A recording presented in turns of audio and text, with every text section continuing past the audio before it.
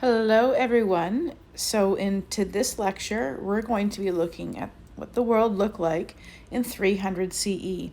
That's basically 1,700 years ago, or 300 Common Era. When you look at dates in history, you often see letters that come after the dates. The term BC means before Christ. So if you saw BC after a number, let's say 500 BC, it meant it was 500 years before the birth of Jesus Christ. Since that was 2,000 years ago, that would mean that something 500 BC was from 2,500 years ago. We rarely put AD after a year, but it does mean Anno Domini, which means the year of the Lord, which is right now. So the year 2020 is 2020 years, AD meaning 2020 years after Jesus. But history now, common history tends to use BCE and CE. And that was basically focusing on the fact that Christianity is not the only religion on the planet, and so perhaps we should use a way of telling time besides BC and AD.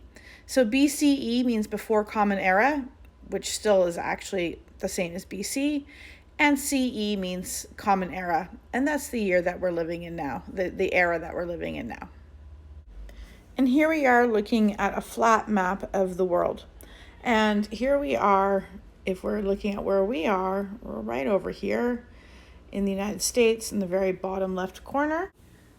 Over the course of the next 10 months, we're going to be looking at areas from all over the world, from Europe to Arabia and Persia, to West Africa, to China and Korea and Japan, as well as the empires of the Maya, the Aztec, and the Inca. Now, when we look at the world at 300, you see all those areas with different colors, regions. Those were all the big civilizations. There were still lots of people living all over the planet, but these were big empires. So, separated from everybody because of the oceans, you have the areas of the Americas.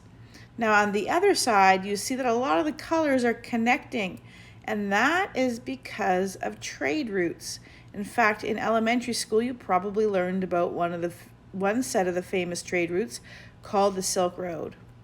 We're going to be looking at the Silk Road in the next few days.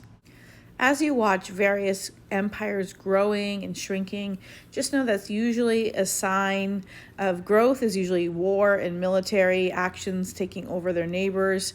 Shrinkage could be because there's famine going on, not enough food, and sometimes even war causes an empire to collapse as well. So throughout the year, we're going to be looking at the growth of empires, reasons that they grew, and reasons why they shrank, because we seriously don't want to make any of the same mistakes that happened before us. And as you see here, there is a lot of time and a lot of change throughout history.